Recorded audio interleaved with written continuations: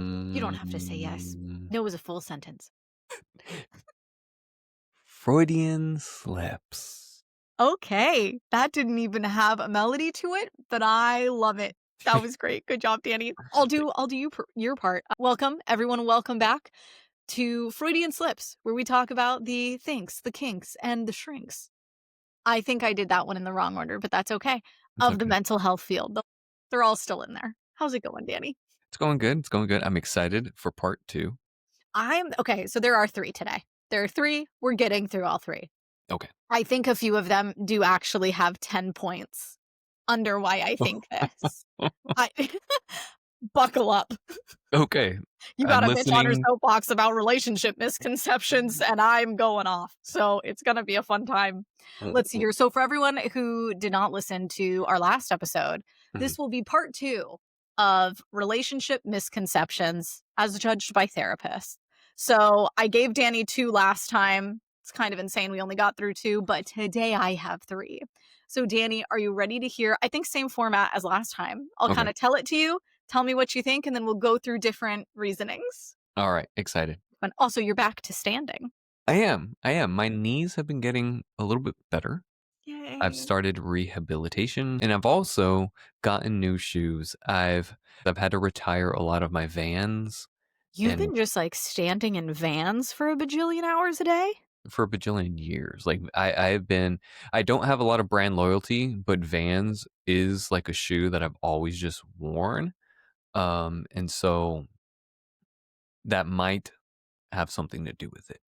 Oh, you're crazy. I've got like the custom insoles. I'm lacing up the like Mizunos, Brooks, whatever it is that I'm just like Sahokas that I'm just standing in all day long, no matter Yeah. what the outfit. I'm like, I need to wear my legit shoes.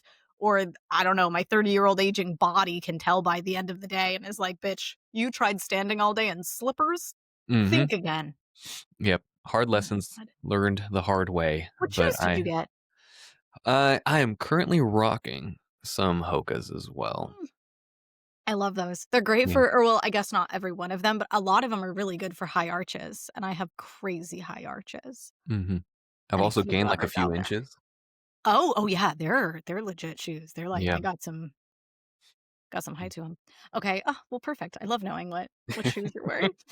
It's funny because I only see you from here up. But it's like, I don't know why, but for some reason, like knowing what shoes you're wearing or something, I'm like, wow, I get a full image. Man. Okay, first one of the day, Danny. All right.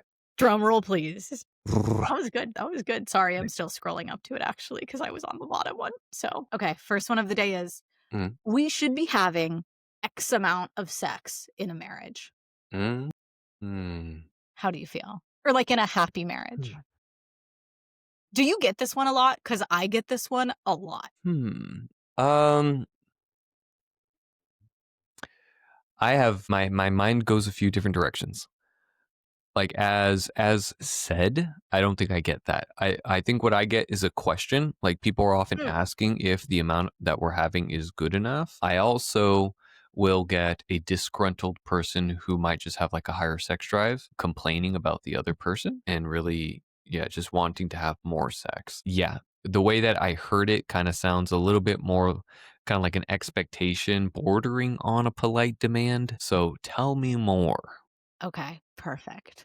So, the first reason why I think this is a misconception, and by the misconception, I just mean that there is no X amount of sex that anyone should be having or should not be having in a marriage, is because there's no universal normal.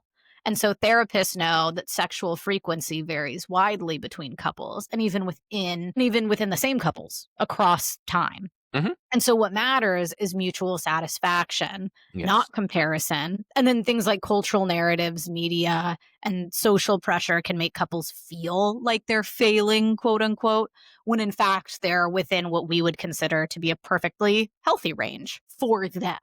So there's no right number. There's only what feels right for you in the given relationship at that time.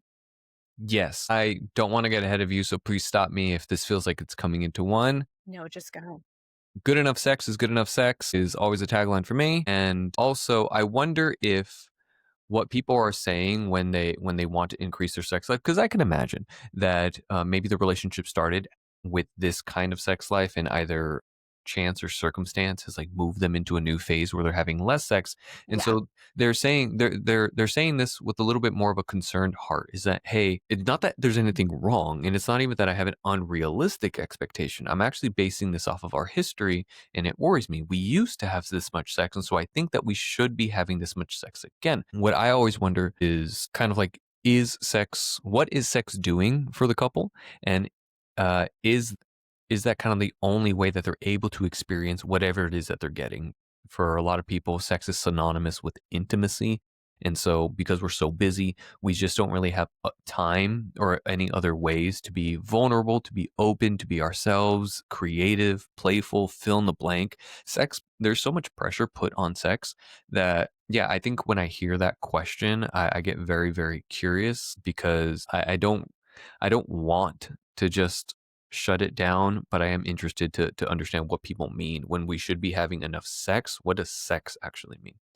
Yes. And okay, so Danny, that kind of speaks to number three, Okay. which is in a sense, I guess I just kind of said quality versus quantity. But what Mm, I meant by it was therapists often see couples who are technically having sex regularly, but they still feel disconnected or what sure. they consider to be sex, which at least from my experience, tends to be like sexual intercourse is Yeah. what people view as sex. And that's kind of it. And so I agree with you. I always have people define it first because I'm like, if we're just going to start talking and using all these terms, we should probably agree on like what they mean because that can vary so much person to person. And since we never talk about it, it's like who really knows how we mean it. But then also, frequency doesn't equal intimacy, like you were Mhm. saying. So there's emotional safety, communication, and trust that are far better indicators of like sexual health and connection than the number of times sex happens in a week. So a connecting, fulfilling sexual experience once a month can be more meaningful than what's the word? Like perfunctory sex 3 times a week. That's a new word for me. Perfunctory? Is that a real word? Yeah, I think it is a real word. It's like kind of like performative or I love that word. Let's make sure I'm perfunctory meaning. Just kind of like meh. Yeah, carried out with a minimum of effort or reflection. So it's just kind of Perfunctory. like a perfunctory performance. It's just kind of like, it was okay. Love it. That's my Yeah. new word. But also, like you said, and this might go to my cynicism or when things I say sound bad, but I think more people should get on the bandwagon. I think it's a good thing. When you're just like, let's be cool with like sex that's good enough. It's like I think mediocrity is a word that has a really negative connotation that like we should all probably get a little bit more comfortable with. Like so many things in life are mediocre. That Yeah. meal, mediocre. That like weather today, mediocre. How I feel about perfunctory, you know?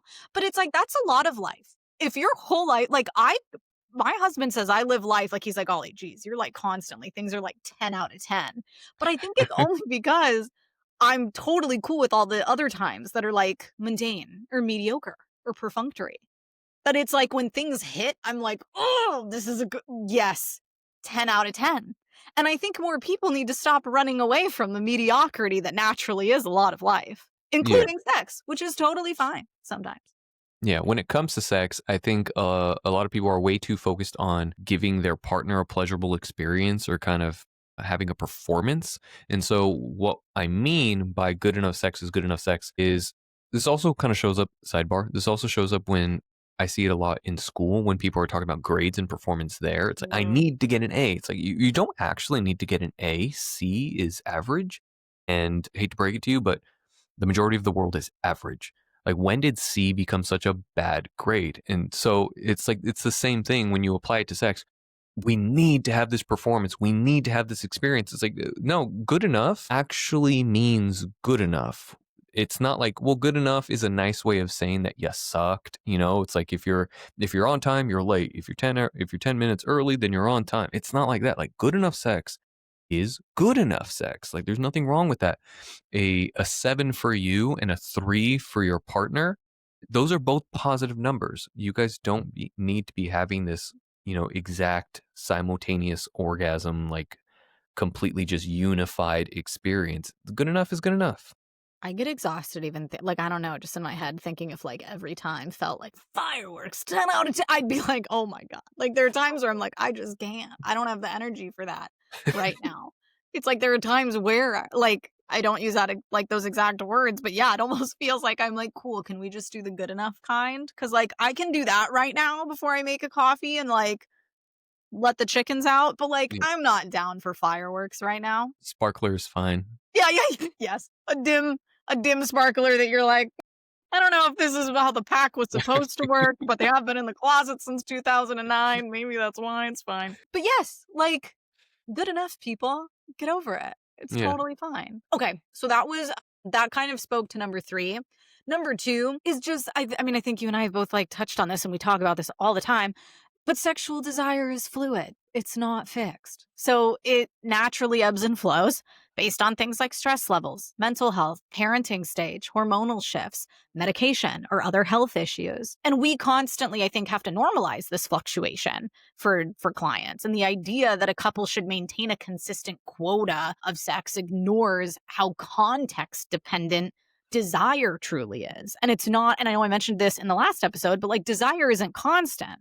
And so it's constantly a conversation between you and your body and your mind and your relationship. And it's like, when the hell is that going to be the same on a Mm. day to day basis? Like my mood changes every 10 freaking minutes. Yeah. You think year to year with two people, you're going to have the same sex life forever? No, I agree. I agree 100%. And I think I think we need to be kinder to ourselves as we go through that, because when we notice a dip in our own sex drive, it's one thing to notice a change in your partner's, but it's another thing to acknowledge and accept a change in yourself. Like, Hmm. am I unhealthy? Is something going wrong with me? Am I doing something bad? Rather than saying, like, no, all these contextual things are happening makes sense. Like, I always think of sex as a conversation, like, and this is just what my body is trying to tell me today, or this is what I'm willing or I'm able to communicate with my body today. And so, yeah, I definitely have changed over the years, and I'm probably going to keep changing as the years roll on. Yeah. Oh, and that, okay, even when you were saying like a conversation between like how my body feels today, Mhm. I'd even say less than that. Like a lot of the times when I'm working with clients who have some form of like erectile dysfunction, or Mm. let's say it's an example where someone kind of just gets soft partway through sex. Like you can literally just be like, oh, okay, like notice what's happening. Is this not going to happen right now? Let's take 20. Let's go have a snack, finish watching a part of that show. Like literally in 20 or 30 minutes, if you guys are feeling it again, maybe it works in 20 or 30 minutes from now. Like, it Mhm. doesn't even have to be like, oh no, like this is ruined. This happens every time. It's like all that's going to do is continue the cycle and Yeah. continue to make it worse. And so, the more that I think, yeah, Danny, like you said, we can just be gentle with ourselves and realize like our bodies are trying to do so much at one time. Like, even, oh my God, I don't know why, but I still remember being in like middle school learning about how our eyes see things. And it's like, oh, like the eye takes in the information, then it's got to go here, then it's got to do that. And then here's cones and da da da da da da. I was like, that's what? Like, that's all that happens just when I like look at the screen and I'm like, oh, there's Danny. Our bodies are doing so much shit at Yeah. once and trying to take care of ourselves that it's like, yeah, sometimes keeping your dick hard is not its number one priority. And it's like, that's okay. Maybe it will be in 20 minutes. And so I do, and again, not to belittle or belittle's not the right word. Not to minimize how hard that is for people because it can be incredibly frustrating. I fully understand. I just think we need to be a little bit more realistic and soft with ourselves. Softer with ourselves. What? I think belittling, soft, these are very kind of pointed words in this Oh, conversation. So, sorry. well, then that made it sound worse. Now I just Yeah. sound like a condescending asshole. I'm like, I don't mean to make fun of you, but it's okay to be soft. Ha ha ha. I really didn't mean it like that. I mean, we need to be gentler with Yeah. ourselves. That's what I meant. That's not pointed. We'll see. Okay. Well, let's go on to number 4. So, number 4 is comparison creates shame, not connection. So, when couples internalize the shoulds around sexual frequency, it can breed performance anxiety and self criticism, especially if one partner's desire is lower, which I will say is 99.9999999% of the time. I've hardly ever worked with couples that have the same amount of sexual desire. And that shame can often decrease sexual interest, making the problem worse. So, therapists like me and Danny try to help reframe that. So, the goal is not to meet an external standard, but to foster curiosity and communication around each other's needs. Yeah, I also think that people can do a lot of good if they adjust their expectations. So, for example, they might want to really kind of have a certain kind of experience, but they also want it to be completely authentic to the person. And it's like, I might need you to pick one. I can give you an experience and we can really tap into our playfulness, right? This can almost kind of step into the realm of like role play. I can do this, but we know that I'm doing this for you. There's nothing wrong with that. And I noticed that a lot of people don't like that. You either want you to want it or I don't want it all. Well, then you're not going to be having sex. I Danny, I think this is like half the work I do as a Yeah. sex therapist, is half of it is trying to help people reframe expectations. Mm, And a lot of the times, like you said, it's like there's people that I feel like it's like that's a whole part of the therapy process is that they're fighting it. Or they're like, "No, it should be like this." Or like, mhm. "No, but I want this." And it's like, "Okay, well, when you realize that that can't exist anymore," or like, "Well, if that's obviously not happening and we can't control how much someone else wants it," like again, yeah, you almost need to decide, so would you rather have good enough sex or are we going to throw a temper tantrum and we just are gonna have no sex. Like, those are your options. Yeah. And like, you let me know when you want to start having sex with your partner Yeah. rather than just like having your partner available for sex. Because like you're telling me everything that you want to happen, everything that would make you happy, but it's like you're claiming to want to have an experience with another human being, and you're also not really taking in what arouses them, what their templates like, what they how they communicate, through their body. And so there seems to be some really interesting dissonance on the topic that I'm always trying to sift through. Danny, this might be a hot take. This is a little bit of an aside, but I wonder how you feel about it. Because I've always had this I find it very interesting that there are people I've met, whether it's therapy or just not therapy, but Mhm. there's people I've talked to that seem to your point, there's this like, "Oh, but like I want sex to be like this." Kind of like I've met people that are like, "Oh, well, like I want this many kids. I want this house in this Yeah, yeah. neighborhood. I want," and I'm not saying you can't have those thoughts or those dreams or those desires, like absolutely.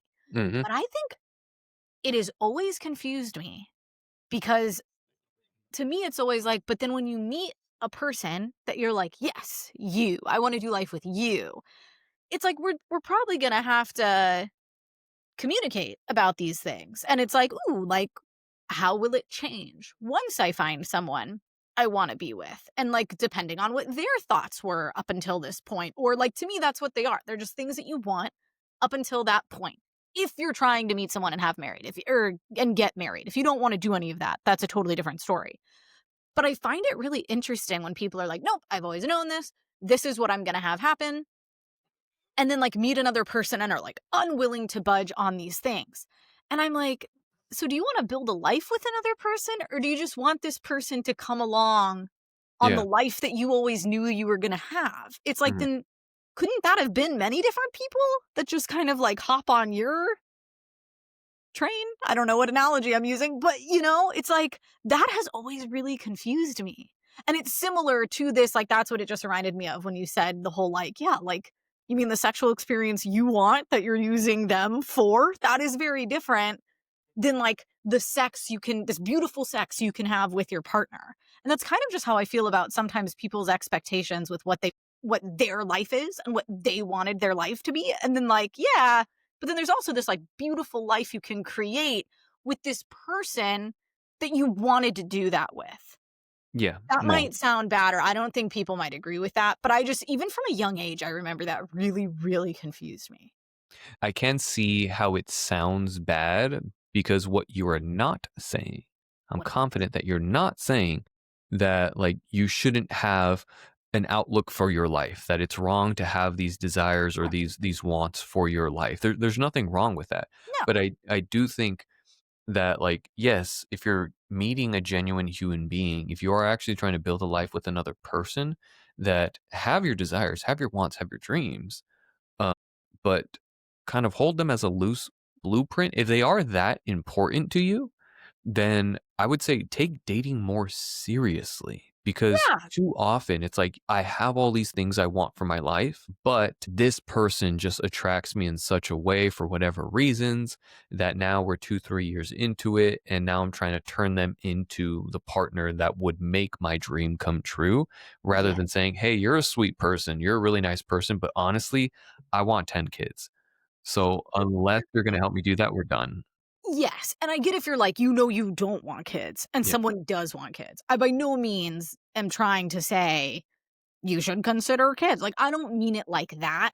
But Mm, when it's like, I know where I'm going to get married, I know where, like, the neighborhood I want to live in, I know. I think some of those things start to become like, wow, okay, like, your partner wasn't allowed to have some decisions on where you guys were going to get married or mm, that's the kind of stuff that I think is interesting. People can be so opinionated about before meeting their spouse. yeah. But or their life partner or whatever it is. But anyway, that was my side. Okay. Which one are we on? 5.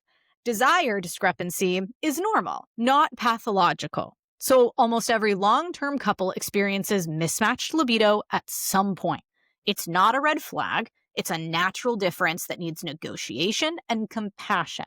And I think there is a misconception that healthy couples, quote unquote, want sex equally and often. And that makes people panic unnecessarily. So a mismatched desire doesn't mean incompatibility, it just means that you're human. Yes, I think there is I see this a lot in men's health. There's a Mm, saying in men's health going around that I've heard a lot more recently, and that is like horny is healthy.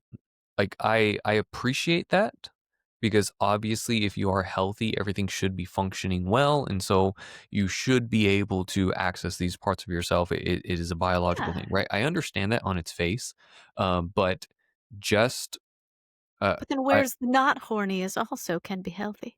it's a very shallow conversation. It's a statement that without context, I think is really misleading and turns into a misconception. Or if we are healthy, then we should be wanting to have it all the time. It's like, yeah, horny is healthy, but like healthy is not horny. Yes. You know, Yes. being aroused is a sign of health in most cases, but health is not defined by you being aroused. And Mhm. so, yeah, I like this one. It's something that like I want to keep in the back of my mind. It's so weird. Like I have a different appetite than my partner. I have a different work style than my partner. I have a different sleep schedule. I have a different exercise schedule. And yet we have to have the same sex drive. Like you embrace differences in almost every other aspect of your life and not the bedroom. That's weird. That's true, and that's a good one because I do think there's so many other areas where it's like, "Oh, of course we're different. Yeah. Oh, yeah, of course. Of course, of course, of course." And then with sex, it's like it's not just we should, but there is this panic around it that I don't think is helping anyone. And it's like, whoa, whoa, whoa. Do not panic. Like, it's okay. And yeah, like you said, this is literally every relationship. So we all have differences. It's totally fine. Like, Mhm. this does not need to end us, which actually kind of leads into the next one, which is that sexual connection reflects, but does not define relationship health. And so we know, again, as therapists, that sexual frequency can dip during perfectly stable, loving periods. For instance, after childbirth, during grief, when careers are demanding. So a dry spell isn't always a relationship crisis. When couples believe sex equals success, I think they can misinterpret a temporary phase as a fatal flaw. And then imagine if that happens while one of these big things is happening. Like you guys are trying to co parent really young kids, or someone's postpartum, or some loved one passed away and someone's going through grief. And then on top of it, you're like, oh no, like our relationship's in the shitter. We're not having sex. This is awful. And it's like, that's the last thing you need on top of that stuff. Like, do not make that another, like, oh no, everything is horrible. It's like, hey, let's ride out the grief. Let's ride out like all these life transitions that are happening. And then like let's revisit this or like then we can look at this part for what it is, but I don't feel like that's what's the huge issue here. I think just all this other crap started happening in life. Yeah. I want to the word I wanna use for like as a theme of what we're talking about is diagnostic. I do want to honor everyone who is worried about their sex life because Yeah, it's important to them and they're noticing that there's a dip. And so I do think that if you guys have been enjoying a sex life and there has been a change, I do think that it should be diagnostic, right? We should look at it and be like, hey, what's going on? What's happening? Because a great example, like you said, is childbirth. Yeah. What is happening? Is it our attraction for one another? Is it our sleep? Is it our this? Is it our that? I do think that it is something that we can like come together and be like, hey, it's been a couple of weeks. We haven't really been in the mood. That's not really like us. What's going on? And then yeah. address it as a team. I think that this should be diagnostic. We are, again, pretty confident in speaking for you on this one. We're not saying that if your sex life drops, that don't worry about it. It's totally fine. No, it's important. It's just not everything. But because it is important, let's treat it appropriately. And that doesn't mean, throwing in the towel and thinking that your relationship is falling apart. Let's look at what it's actually doing for us. I don't know why, Danny, but when I work with clients, it always reminds me of like let's say you've been really eating like certain kinds of foods or you guys have like the same breakfast every day. And then all of a sudden you kind of notice that like, yeah, maybe it's that you ran out of the ingredients, you started eating something else, or just for whatever reason you were craving something sweet instead of savory. And now you're kind of eating a sweet breakfast. Like, yeah, that is interesting. It's like funny. Like we eat the same thing all the time. And like now I'm eating this other thing. And it's like, oh, weird. Wonder why that happened. It's like, Hmm. yeah, I think we should be curious about it. We should Yeah. talk about it. It is definitely a change. Like, that's interesting. Why'd that happen? But yeah, I don't think it needs to have, especially right off the bat, this like hyperbolic response that's like, oh, no, no, no, no. Like that causes the panic Hmm. because it's like, A, the panic isn't going to help anything. B, I think we might be jumping the gun a bit and not just having this be like the conversation that it deserves to be had. And then let me see here, Danny. I might have like just one other little one for this one. Yeah, it's that sexual intimacy evolves with the relationship. So therapists, again, we normalize that sexual patterns change over a lifespan. So early passion often gives way to deeper, slower forms of intimacy like sensuality, affection, comfort. So defining sexual health solely by frequency undervalues these later equally important forms of connection. So long term desire isn't about frequency, it's about flexibility. I like that one. You like it? I like it. No notes. Yay. Okay, so my takeaway for this one is kind of like how often should we be having sex is the wrong question. And I think the right question is something more along the lines of how connected, understood, and satisfied do we each feel sexually and emotionally? And I think those are things that you can check in with each other about over time. Like it. Love it. Yay. Okay. I had to add that one in just because I figured it's something that we both talk to people about all the time. And I just hear the misconception so much that I was like, this one, I feel like I'm doing us a disservice if I don't throw it in there. Okay. Are you ready for the next one? Let's go. Okay. So this one, I think you will be especially quote unquote triggered by, but it's we need to speak the same love language. And this doesn't necessarily, I guess, have to be like the 5 love languages, which we will get there next year, folks, but Danny's he's on a warpath. Not a fan. But in general, I think whether it's like have the same attachment style, speak the same love language, I think it's the we need to be so similar in these ways. Yes.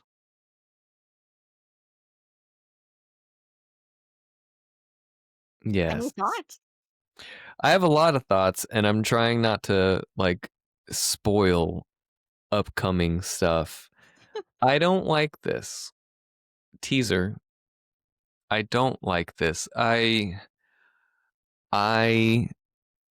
believe that I love it when somebody has a way of expressing themselves. I think that's great. I think that when you walk into a relationship, you should be open to experiencing how someone sees themselves while also looking for a relationship where you can express yourself authentically.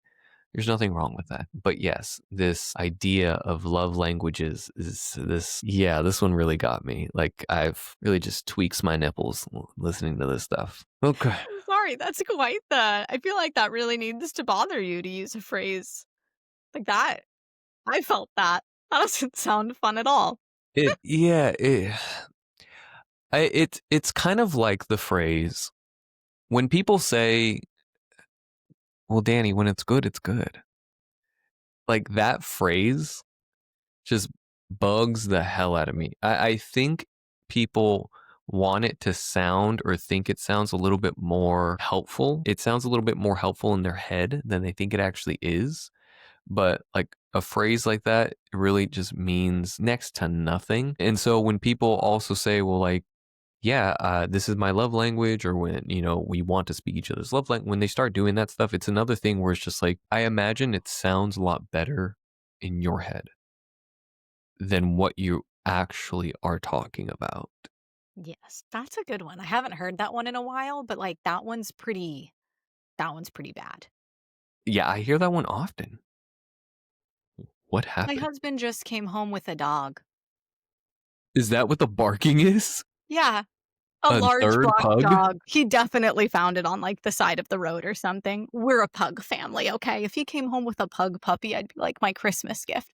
There's a black lab in my house right now. Sorry, that was insane. So there's a black lab. Okay, I'm gonna figure out what's going on later. Hopefully, it Okay. doesn't eat our chickens. I think the dogs are all friends though, because 'cause they're sniffing it. I don't know what's going on. That was crazy. Okay, sorry if you can hear some barking. My dog's just met another new dog. I hope we can find his family. Okay, so my first thing on this one, Danny, is difference does not mean incompatibility. And I feel like we have touched on this 500 times. Yeah. So I think the myth is like sameness creates harmony.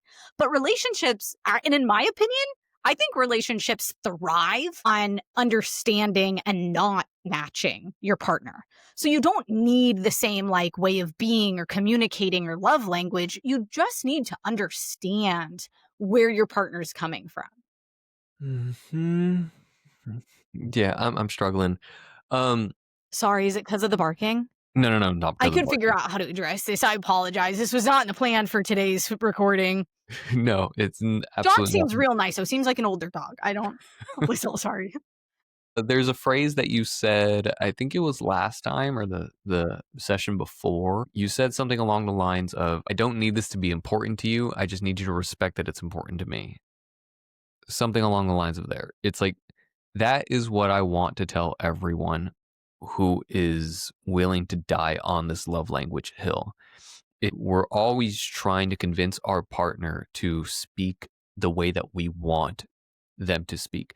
Even outside of love languages, I find being a therapist that works a lot with communication and helping people have tough conversations. Another thing that doesn't sound as great as you think it does is, well, you can just tell me this way. If you told me this way, then I would have responded better. It's like, well, yeah, no shit. But the more important role in a conversation is listening. Your job is to sift through the rough drafts that your partners are giving you to help understand what it is that they're trying to say. Yes, speakers always need to improve. I'm not giving you guys full range to say the most dumb shit in the world and just make it your listener's job to figure out, well, you know what I mean. I do think that you have to improve your communication, but the listener is not exempt from participating in that conversation, in figuring out what the meaning of this conversation is.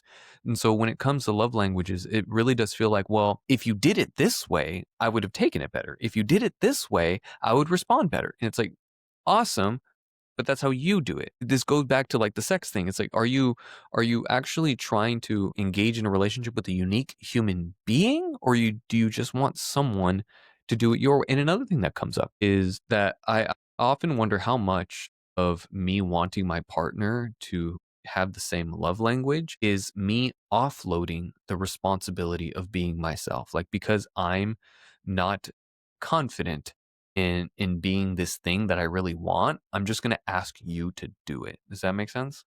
Oh yeah. Oh yeah. No, no, and I love that you mentioned that, Danny, because I try to come at it and whether this is I guess whether this has more to do with if your partner is like neurodivergent versus just I think anyone could benefit from this kind of dialogue with their partner is as someone who has a husband with very textbook ADHD, I've noticed over the years my response to him doing things or saying things or just approaching certain things in a way that I definitely would not it went from like, what are you doing? Or like, why did that seem like a good idea? Also, like, I should be so much better than this. I'm a therapist. But like in the moment, you're thrown off. You know, every cabinet in your house is opened. You thought he was working on the chicken coop. You're like, You what? just brought Why? home a dog. Yeah, just brought home a dog. Case in point. Thank you. Case in point. It's like, rather than like, what the fuck? You know, it's like I have learned you just come at it with curiosity. And I have genuine curiosity. It's not meant as like a condescending kind of approach. It's like, I think if you are genuine, and normally if you love your partner, that is what you're trying to do. You're just trying to understand like why they would do this or like why that was their approach in getting what they needed when you know it's not yours. And so I try to come at it from like, hey, like what was your reasoning in approaching it this way? Or like, like what made you think to do this to get, you know, like that response out of me or like for us to come to this agreement? Like, why did you approach it that way? And I think sometimes when you come at it from curiosity, then it can actually be a conversation and you start to understand yeah, I could get why if I were in their shoes, I would have done the same thing. And it might not be what I naturally would do, but I get why they did it. And so I think that has helped us a lot over the years when it's like I just try to come at it from curiosity. And it's like, okay, my approach might be very different, but also who's to say that my approach is better or that his approach should be just like mine? It's like, no, I also probably have a lot of learning to do and it could be great for my own personal growth to like learn why he does things the way he does, or even with friendships or family members. Like it's all the same thing. Yeah, beautiful quote. Be curious, not judgmental. Yes. Judgmental sometimes. No, I'm just kidding. No, no. But the more we can be curious, I think the more that these things lead to conversation and not conflict, Yeah, which I is like that. nice. Okay, another one is that I think expecting people have the same or expecting people to have the same love language can turn into scorekeeping. So I think when Mhm. couples think they should match, they often slip into the like, I show love like this, so why doesn't my partner? Or Yeah, we're different, so something must be wrong. And this frames differences as deficits rather than opportunities for deeper intimacy. So I think we just kind of touched on this, Danny, but I think that's like an important layer to it is when it is like, ooh, well, like then why not? Like it can be this like tit for tat or like, well, I did this, why not you? And that's not like it's from sorry, I just had this thought. In school psychology, mhm, there's and now I'm gonna forget I think one of them is called a deficit model. Verse one is a pattern of strengths and weaknesses. And I actually didn't work in too many districts that ran on the deficit angle or kind of like lens, but a lot still do. I believe most school districts still do. So that means when we test kids, it's all from a framework of like where are their deficits, like what are the issues they're having, and that's how we diagnose them and like place them into special education. The districts I worked for and the styles of writing reports that I really liked were more of a patterns of strengths and weaknesses model. So yes, these kids, especially if they're going into special education, are probably displaying some weaknesses, but they also have strengths relative to their own capabilities. And so rather than framing it as like these are their deficits, there was kind of a shift happening where school systems wanted to instead be like, okay, how can we use their strengths to help with their weaknesses? And for some reason, this actually reminds me a lot of that because it's so much better to not view these differences in each other as deficits. It's just like, okay, yes, we do these things differently. So how can we work together to like make this easier? Or like, oh, actually, you do that in a way I never would have thought. And maybe on this thing, we should implement that approach. And on this other thing, like you agree, maybe you like my approach. And so I don't think it needs to be viewed as deficits because I don't think that's ever a great angle, even in special ed. yeah. Going back to kind of the first part of this point, the tit for tat, Hmm. it sounds I think that in practice, we tend to assign value to a lot of the things that we do, and some are just either considered to be more valuable, like, for example, bringing home a paycheck versus making a meal. These are both can be viewed as acts of love, consideration, and respect, but we value one more than the other. And so when we don't speak the same language and that is something that actually bothers you, that's something that you're trying to work on, what I find is that we've placed a value on our language, and And then sometimes the way that you express love is just not something that you can express all the time. So for example, you might say, well, like I can make you lunch every single day, Mhm. but I can only bring home a check every 2 weeks, you know? And so does that mean that the person who makes lunch every day, does that mean that they love you more because they're able to express themselves more often? I don't like that. I really, really don't like this. And that's one of the biggest reasons is this kind of value system that gets attached to it. Oh, I love that. And the okay, so technically number 4, but it's, like, on the other side of that same coin is, I think if you share a love language, it doesn't, like, guarantee connection Yeah, either. it doesn't. So 2 partners can both prefer quality time, yet Mhm. it the you define they can define quality time totally differently, or both value touch, but have different comfort levels Yeah, of touch. So matching categories, I don't think necessarily covers up all the nuances that are still going to come with that. it doesn't. We both speak English and we still misunderstand each other all the time. It's such a dumb concept. I don't have any data, Danny, that shows if most people actually think this. Based on my own personal practice and people I seem to just like run into day to day or talk about these things with, Mhm. my from my experience, I think most people presume or assume that they want to be more similar to their partner or that they should be more similar to people that they're with. And I guess I just find that interesting because I don't think that.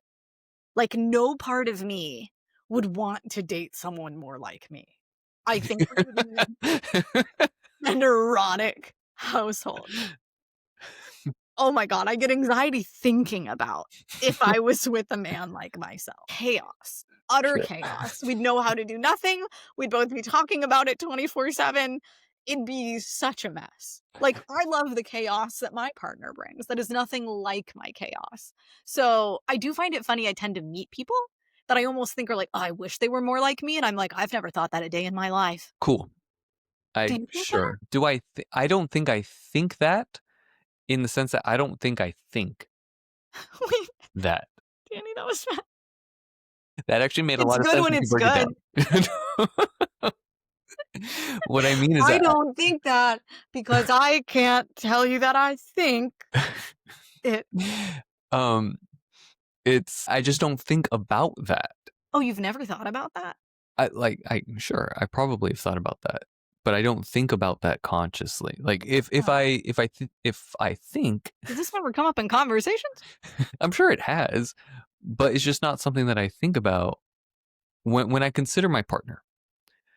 If I were to do a compare and contrast of my marriage versus yours, y'all are 2 ends of the spectrum where we are likely 2 opposite sides of the coin, if that makes sense. I don't know if that was meant as a backhanded compliment. It's not meant derogatory or rude or bad at all. No, but I guess what do you mean though? I'm just curious. What I mean is that, like, you are very organized, you know, very Oh, you're on like this we're end of the very spectrum. different, Yeah, I think, versus you 2 that maybe are yeah. there's differences, but it feels okay, Yeah, okay. and so, like, Oh, that's fun. sure, I think that that's a perspective that a lot of people and we've also talked we've mentioned this before where I do believe that we favor the idea that we want someone that is different from us Yeah. because we're taught to believe that, but I also believe that underneath that, we truly crave unity. That's why, like, I don't think about that because, yeah, I'm pretty sure a lot of people will actually say one or the other. A lot of people will say, "Well, I want someone who's like me. I want someone, you know, just a couple points ago where it's like, I want them to want 10 kids. I want them to want this. I want them." It's like, okay, Yes. great. And yet, in your daily practice, when you're actually with that person, you're going to crave novelty that now this relationship is going to struggle to have. And on the flip side, you're going to initially love all the differences, uh, and you're going to struggle to actually unite on some things because that's what you have to work on. If I were to look at my marriage, then I would consider us to be actually quite similar. But then again, like that's such a perspective. I'm looking for that. I really think I'm fishing for that because I Mm. also think that her and I are extremely different on so many points. And so Like, I don't know if it's like it's a 60-40, 51-49. I don't know what the cocktail is. I just don't think about that stuff. Oh, interesting. Okay. Yeah. I'd like to preface, I only think about it when it comes up in conversation. I'm not just like thinking about it all the time. But it's yeah, I just find it fascinating how differently people view it. Or just like when I've heard people's opinions on it, I'm like, whoa, that's like I don't know if I've ever thought that. Yeah. So I just that don't is think funny. about it. But I also feel like I have like what's funny is even hearing you say that to you, Ryan and I are like different ends of the spectrum. Mhm. It's almost like in my mind, we're different ends of the coin because I have dated people in the past that were so different than me that felt like different ends of the spectrum. And I feel like I sought people that were like very, very different than me. I mean, for those reasons, I just found it interesting. I thought it's like, oh, wow, you can learn so much about a person. And so it's funny because from my perspective, me and Ryan feel so much not different as other people have that I don't know. I just find all this stuff so fascinating. I love Mhm. couples work. Um, okay, another one, Danny, is I think that love languages don't address all the deeper stuff. They So, don't. like you and I know, there's issues like attachment styles, conflict management, emotional regulation, communication patterns. And those things I think have a far greater impact on relationship health than whether someone prefers compliments or like some acts of service and someone doing stuff for me. So I think love languages are a tool, not a foundation. Agreed. Also, I can tell you're not sorry, maybe I shouldn't have thrown this one in because I know you're not saying too much because we're gonna get into all of these, but I do hear it enough that I wanted to throw it in there. It's great. I love it. I'll give Yeah. another one I think you'll agree with, which is that I think expecting matching love languages can oversimplify identity. So people don't just have one way of expressing love. Sure. Context, culture, upbringing, mental health, past relationships, all etc. all shape how someone gives and receives affection. So human beings are a lot more complex than 5 categories. Yes. Yes. Sorry. Okay, last one, I promise. I also think that the real goal is attunement. It's not matching yet again. So therapists emphasize attunement, which are things like noticing, responding, caring, tuning into each other's needs. And attunement can happen regardless of whether you share the same love language. Love it. Okay. So the takeaway for this one is partners don't need the same love language. They need curiosity about each other's. And love is less about matching styles and more about learning each other's emotional world. Beautiful. Okay. I think you'll talk more on the next one. I apologize. You were very I shut you down on that last one. This one was Okay. a good one. It's just and it's not even like, what do I wanna say? What do I not wanna say? Do I wanna spoil it? It's just this hits. Yeah. Yeah, sorry. I know It and really I think earlier I used the word triggered. I think it fires you up. I yeah. think it's just a topic that really fires you up. And It is. people will see that next season. They will see what we mean by that. Okay, my last one Mm. is compromise is key. Oh, fuck, and And I don't hate this one. I just think I hear it so much. And if people were to be like, what's the number one thing that you need in a relationship?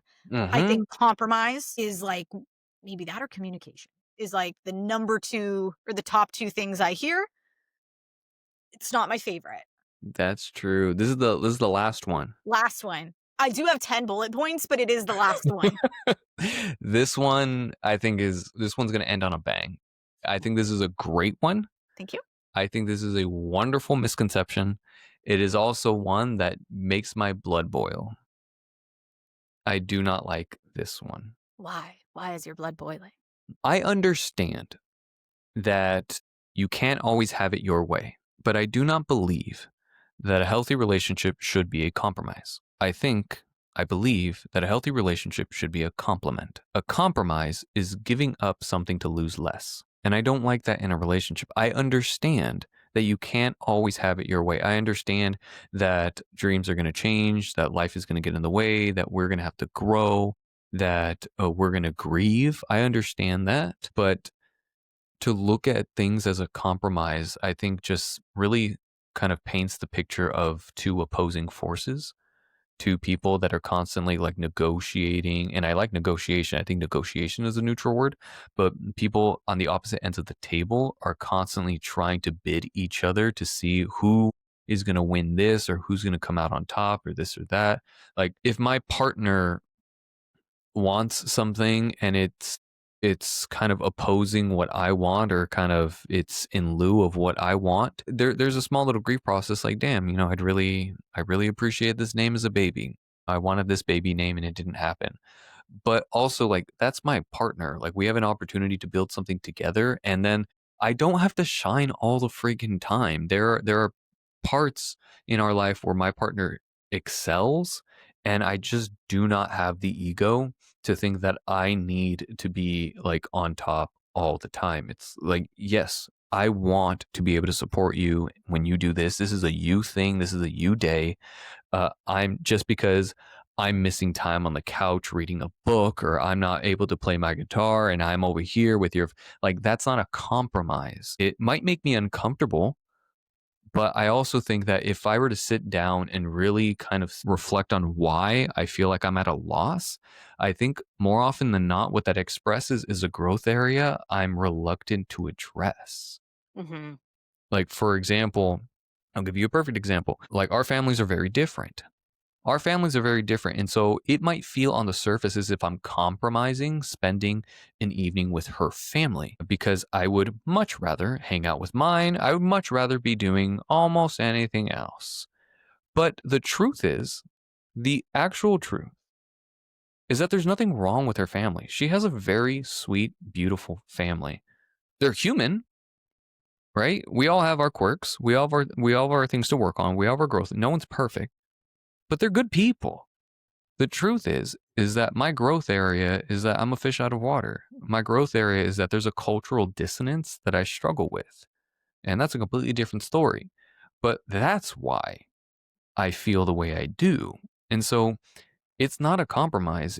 It's an opportunity for me to grow that sometimes I'm not always ready to step up to the plate for. And I so I don't like that. I don't like that phrase. I understand that not everything's going to go your way. I understand that. Please do not send me an email. I'm not going to read it. I just, I no, thank you. We did create an email though, so like feel free, send us over some ideas or thoughts on an episode sometime. But yes, hey, Danny, I feel like you read my notes because you hit the first one right on the head, which compromise often means each person loses something. So most people think compromise means I give up a little, you give up a little. But that can result in a solution that neither person truly wants. And therapists can see that repeated mini sacrifices often accumulate into resentment. So healthy relationships need collaboration, but not mutual settling. And that's like exactly what you just described. I like that. So Good word. Collaborate. nice. Collaborate. Okay, the second one is I think compromise can become a shortcut to avoiding deeper conversations. And I know in a lot of couples work that I do, or even with individuals, when we're talking about things that they compromised on, this one seems to come up a lot where it feels like this whole like let's just meet in the middle can often stop partners from exploring like underlying values, emotional meaning, fears and needs, why the issue matters to them. So the compromise ends in conflict, not or ends the conflict, but not like the emotional gap that is then Ooh, created. that that goes on a shirt. Thank you. I like That one I honestly see most often. I think when I'm working with people with compromise, it's like, okay, wait a minute. Like, I feel like you want a gold star because we compromised on this, but like, based on what I know about you, you don't want these things. Or like, whoa, whoa, whoa, wait a minute. Like, I thought we established like you never want to have to feel like this or go through this again. And then it's like, why did we compromise? I like that one. Yeah. Any thoughts? No, just that one Thank hit you. me. It resonated with me. I really like that. Yes, oftentimes with a compromise, we still end up emotionally in our corners. And so it's like, okay, we have a plan of action, but now no one is really kind of optimistic about it. No one's really positive about it. And so, no, thank you. I like that one. Great job. Here's another one that I'm wondering if you see more of, but I think it can hide power imbalances. So if one partner is more accommodating or conflict averse, then compromise I feel like becomes code for you bend more because it's easier for you to give in. Hmm, And I think I mean, I see this constantly, and to me, that is also that's just not compromise. It's an imbalance in the relationship. cool. Yeah, I can see that one. Especially when, for example, like let's look at someone who's a breadwinner, Mhm. right? I might have to ask you to give up parts of yourself because I make more. And so if we have an opportunity, either if am able to take on more hours, I can make more. And so you don't have to work. That might not work for you because you have a piece of your identity in the work that you do. Sure, it's not weighted by how much you bring home. A lot more value in it, but you are going to compromise. You are now being asked to give that up because I can contribute more to this family. That one, yeah, I think that there are some sneaky power imbalances and dynamics that go on with compromises. Mhm. This one also, I guess, is another little thing where I feel like it's not technically compromise. I think it encourages number 4, it encourages peacekeeping, not connection. So people think compromise is harmony. And I think we can sometimes see compromise as like quiet resentment. So you can have a relationship where no one argues and it still feels miles apart. So conflict avoided is also, I think, intimacy avoided. And I get that a lot, Danny, where people are like, "Oh, like we never fight." And I am not saying people should there's no healthy or right, quote unquote, amount of fighting that should or shouldn't happen in a relationship. But when I hear that it's never happening, I think that's sometimes where this compromise behind the scenes is like, I don't know if I'd call that compromising. Like, I think it's almost being used as like a coping mechanism, and we just need to keep the peace. Damn, that one's a good one. You just took me back to a few parties, like to a few family get-togethers or where any kind of function, a birthday party where you get Yeah. enough like extended family together. The guys are all on one table, the girls are all on another, and like you're listening to them just talk about life and marriage and just how much they've just been like, well, girls are just gonna do this, and you want to be in a long marriage, you just got to shut up. And it's like, damn, that's not intimate at all. And you have the women on the other side. It's like, well, boys are gonna be boys. It really is just like this miles apart thing that says this is how we keep things functioning. It's not actually how we make things like healthier, keep things like growing. So yeah, that one was a good one. Number 5, I think it can lead to chronic self-abandonment. So especially for the partners that are the people pleasers or that have anxious attachment, they keep compromising, quote unquote, thinking it's healthy, but really I think they sometimes are betraying their needs, they're Mm. shrinking themselves, they're disconnecting from authenticity.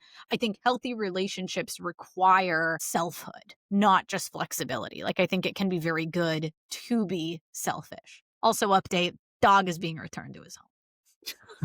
Luckily, he had 2 phone numbers on him. He's going back down the street. Okay. Again, another great one. I don't think I have many notes. I feel everything that you're saying, and I'm seeing it show up in so many past clients that like altruistic view of themselves. Like, this is who I am. I'm a caregiver. I'm kind. I'm loving. And so, like, it just makes sense for me to compromise, to give up these parts of myself, to dim myself. So, like, yeah, don't do that. Don't do that. I want a full self. You have to have a self to give. Okay, let me see here. Which one am I on now? Number 6. I think it focuses on behavior instead of understanding. So compromise answers like, what should we do? Therapists want couples to ask, what does this matter to each of us? Or why does this matter to each of us? And I think without the why, the agreement is shallow and fragile. So just like, what should we do? I just don't think that's always, you need to know the why in order to even answer, what should we do? Yeah, I like that one.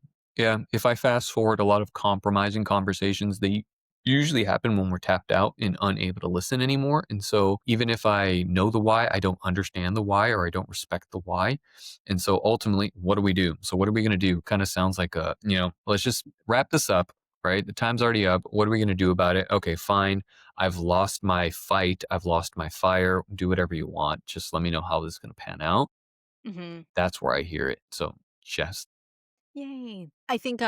I also think number 7, compromise excessively done can flatten passion and individuality. So if everything becomes a negotiation and we need to meet on the middle for everything, partners can lose things like their spontaneity, their personal preferences, their individuality, like the spark that comes from these differences that they have. And so I don't think sameness is the goal. I think visibility and seeing each other is the goal. Great. Yeah, are you like a therapist or something? Weird. Yeah. Sometimes on Tuesdays. Yeah. Number 8, I just also really liked this one. As you can tell, I have ten points to it. But the real key is collaborative problem solving, not compromise. So therapists teach couples to aim for solutions where both partners feel seen, both partners feel respected, and both partners feel good about the outcome. So it's not 50-50, it's 100-100. Partnership, not partition. Oh, Yeah. damn. I was trying to find a better word for partition, No, but you're I like, thought it fit with the, like, 50-50 thing. yeah, we're getting some merch in the new Thank you. year.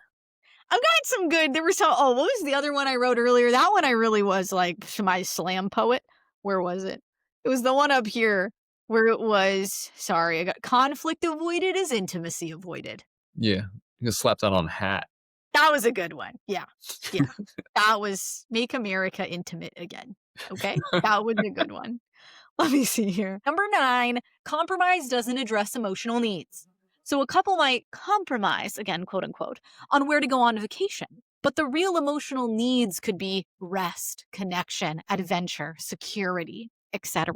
So without understanding the deeper layers, compromise is just logistics. Again, it kind of feels like that we don't know the we can't answer the what do we do until we know the why. Yeah, yeah. Yeah. Are you ready for my number 10?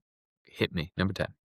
Compromise doesn't build intimacy, curiosity does. So therapists prioritize attunement, not arithmetic, although I do love arithmetic too. But the intimacy comes from asking questions, staying open, understanding the meaning, validating differences. The connection is in the process, not the middle point. I like that one. Yes. The conversation is the conversation, not the outcome or like just trying to get to the end of it. So yeah, I am a very curious person. I want to really understand why people do what they do. And so yeah, I like that one. Also, I totally get what you were saying. I think I'm just laughing because I keep going back to earlier when you were like, I hate the phrase. Oh, what When was it's it good, again? it's good. When it's good, it's good. And you're just like, the journey is the journey. Wherever You're you like, are, "Yep, you're there. you are where you currently are. Yep. There in that you are in. Mhm. Sorry, I know you didn't mean this one like that. I just keep cracking up because it just feels like now I'm noticing anytime we use phrases like that I get what they mean, but I'm like, "Oh, taken out of context, we were just a third grader." It's like, the journey is the journey. And you're like, very good. Yeah. To where? What's going on this journey? Like, let's add a few more sentences. You're at 2, we need 6. Okay. So my bottom line for this one is compromise is key, sounds healthy, but it often leads to disconnection. The real key is collaboration, curiosity, emotional clarity, and fairness, not dividing the difference. Love it. I agree. Yay. Those were my 2 episodes on relationship misunderstandings? I'm not gonna lie. Relationship misconceptions. Relationship misconceptions. That was the title. Yeah. Yep. Those were my 2. And I fit in 3 today instead of just the 2. That was a good one. I really appreciate it. I love talking about relationships. These were really, really good ones. I love the last one. The second one gave me an aneurysm. So great job. I'm excited to see what you come Sorry. up with next. You do good when you plan the episodes. Thank you. I really like it. I just have to get into it. I like mapping everything out. I really enjoy it. I think this is fun. We'll probably go back to a nice flow of like you got the ones you're passionate about. I'll get ones in there that I'm passionate about, and I love just the back and forth we do. Yeah, I appreciate this. Me too. But thank you, Danny. This was a fun one, and I'm excited for whatever next week brings. Yeah. All right. I'll see you next week. Bye. See you next week, Danny.